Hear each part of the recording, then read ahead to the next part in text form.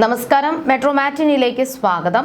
2026 നിയമസഭാ തെരഞ്ഞെടുപ്പ് ചൂടിലാണ് കേരളം.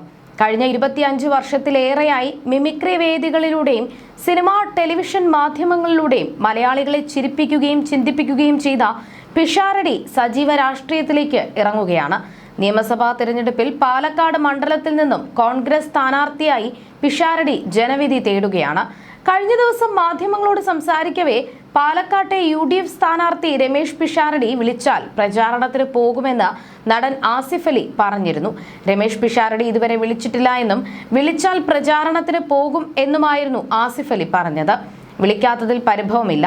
പിഷാരടിയുടെ കഴിവിൽ വിശ്വാസമുണ്ട്. ഒരുപാട് നാളുകളായി അറിയാവുന്ന ആളാണ് പിഷാരടി. പിഷാരടിയോട് ആളുകൾക്കുള്ള ഇഷ്ടത്തെക്കുറിച്ചും ധാരണയുണ്ട്. വളരെ മികച്ച സ്ഥാനാർത്ഥിയാണ് പിഷാരടി എന്നായിരുന്നു ആസിഫ് അലി പറഞ്ഞത്.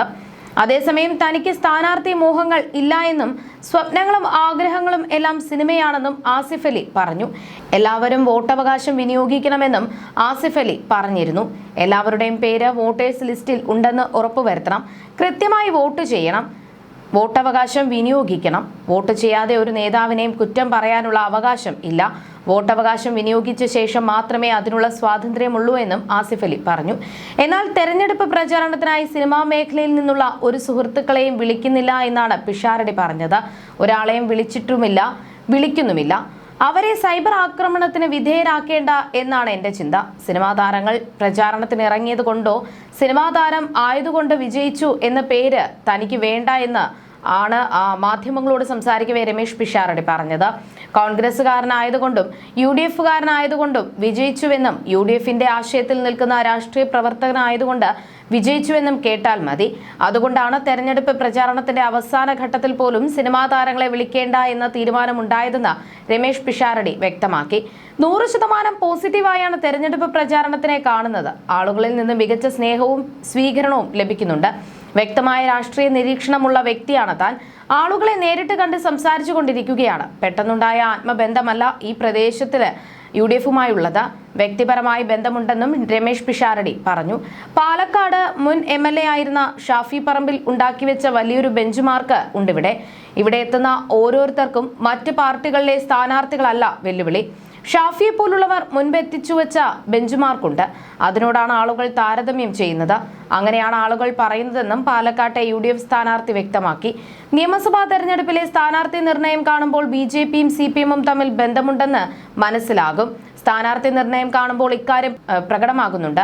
പല സ്ഥലങ്ങളിലും അത്തരത്തിലുള്ള കാര്യങ്ങളുണ്ട്. BJPക്ക് കരുത്തുള്ള മണ്ഡലങ്ങളിൽ പോലും 2020ക്ക് സീറ്റ് നൽകിയത് കാണുമ്പോൾ ഇത് മനസ്സിലാകുമെന്ന് പാലക്കാട്ട് UDF സ്ഥാനാർത്ഥി രമേശ് പിഷാരടി കുറ്റപ്പെടുത്തി. രാഹുൽ മാങ്കുട്ടത്തലിന് പകരക്കാരനായി പാലക്കാട്ടേക്ക് എത്തിയ രമേശ് പിഷാരടി ഇരുകൈകളും നീട്ടിയാണ് പ്രവർത്തകർ സ്വീകരിച്ചത്.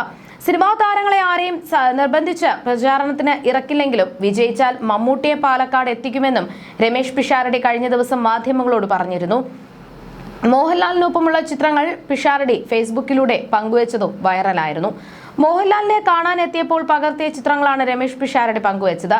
എന്താ മോനെ ജയിച്ചുവാ, കൈപിടിച്ച് ലാലേട്ടൻ എന്ന ക്യാപ്ഷനും ചിത്രത്തിനൊപ്പം നൽകിയിട്ടുണ്ട്. പാലക്കാട്ടെ UDF സ്ഥാനാർത്ഥിയായി പ്രഖ്യാപിച്ചതിന് പിന്നാലെ മമ്മൂട്ടിയെ വിളിച്ച് അനുഗ്രഹം വാങ്ങിയെന്നും എല്ലാ കാര്യങ്ങളിലും തനിക്ക് നിർദ്ദേശവും അഭിപ്രായങ്ങളും നൽകാറുള്ള വ്യക്തിയാണ് മമ്മൂട്ടിയെന്നും രമേശ് പിഷാരടി പറഞ്ഞിരുന്നു. എന്നാൽ ഇത് സമൂഹ മാധ്യമങ്ങളിൽ വലിയ ട്രോളായും ചർച്ചയായും മാറി.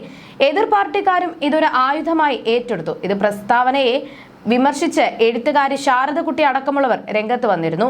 എന്നാൽ ഈ പരിഹാസങ്ങൾക്കെല്ലാം രമേശ് പിഷാരടി തന്നെ മറുപടിയുമായും രംഗത്തെത്തിയിരുന്നു. നമ്മളെപ്പറ്റി പറയാൻ വേറെ വലിയ കുറ്റങ്ങൾ ഒന്നും കിട്ടാനില്ലാത്തപ്പോൾ കിട്ടുന്നത് ഉണ്ടാക്കിയെടുക്കുകയാണ്. മമ്മൂട്ടി പ്രചാരണത്തിന് കൊണ്ടുവരുമോ എന്ന് ഒരാൾ ചോദിച്ചു.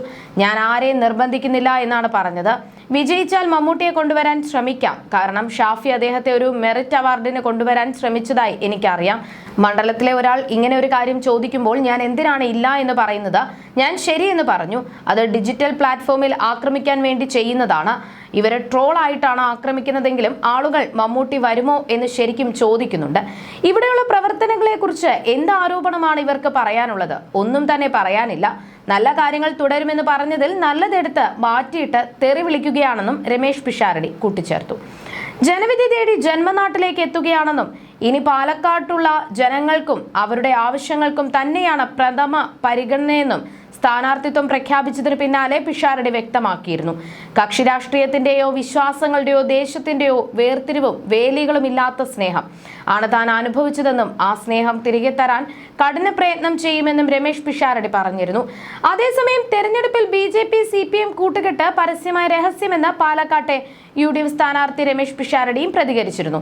പാലക്കാട് മാത്രമല്ല പലയിടത്തും ഈ കൂട്ടുകെട്ട് പ്രകടമാണെന്ന് രമേശ് പിഷാരടി പ്രതികരിച്ചു. സിനിമാ സുഹൃത്തുക്കളെ പ്രചാരണത്തിന് കൊണ്ടുവരില്ലെന്നും അവരെ സൈബർ ആക്രമണത്തിന് എറിഞ്ഞുകൊടുക്കില്ല എന്നും പിഷാരടി പറഞ്ഞിരുന്നു.